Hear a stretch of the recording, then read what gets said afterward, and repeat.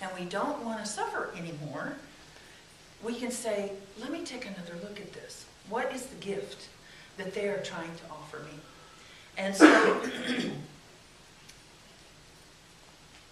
it's kind of like when Buddha said, if you will spend 5 minutes on loving yourself, see, because that's part of the problem with this. You know, when Jesus was on the cross, he said, forgive them, Father, for they know not what they do. And sometimes I'll be in the throes of my own stuff that I'm dealing with, and I'll say, forgive me, Father, because sometimes I just don't know what the hell I'm doing. And I know that higher self does. And I know that it's in my life for my higher good.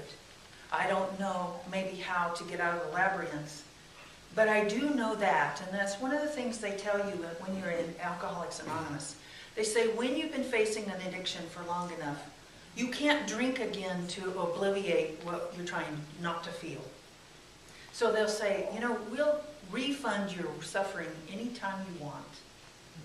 If you are getting something out of your suffering by the pain, the addictions, all the other stuff, then God bless you, because that's a sacred journey too, isn't it?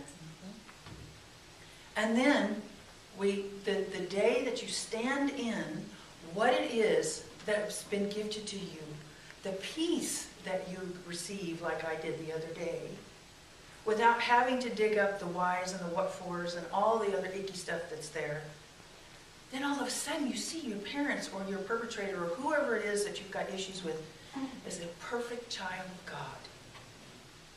And that perfect child of God is mirroring back to you that you are the perfect child of God. And Kim and I were visiting the other day, and she told me about Brene Brown on TED, who did a 20-minute talk on the power of vulnerability. And I said, you know how our parents conditioned us with, be a good little child, you know, children are supposed to be heard, you know, silent, you're supposed to be seen, not heard, yada, yada, yada. And so many of us are running around thinking that perfection means good. It means you don't get mad, you don't cry, you don't have a snotty nose in church, or, you know, you have some wind problems, or whatever that is. You're good. And that's not it. We have to forgive ourselves and allow ourselves to be human. And how that looks is that I can be strong in my vulnerability. I can show you my humanness, which gives you permission, and then you give permission, and so on and so forth. And that's what's going to change this planet. I believe that the only work there is really to do is our own evolution. And then everything irons itself out. How can it not when you allow God? How can it not work?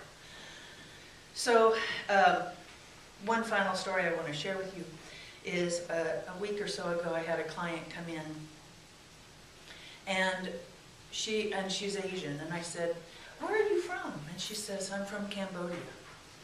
And she said, I was 7 months pregnant, 25 years old, and my husband and I walked to Thailand to escape the Khmer Rouge.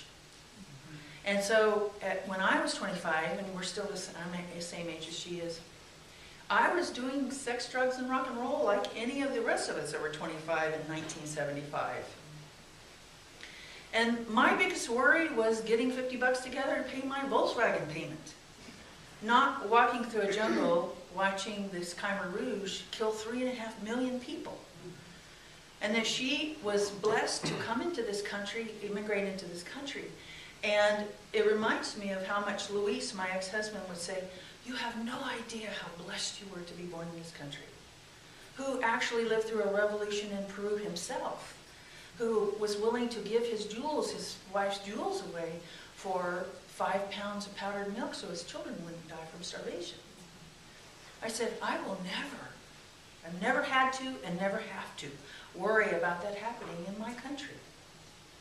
We have our problems, but nothing like that. The thing is that we all have a Pol Pot living inside of us. That is the epitome of when ego has full reign. And the thing is so stunning, is that doing this work, I was watching interviews and stuff like that, because I felt like I have nothing to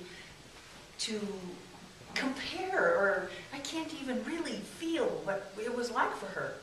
but I can honor her by listening to her story.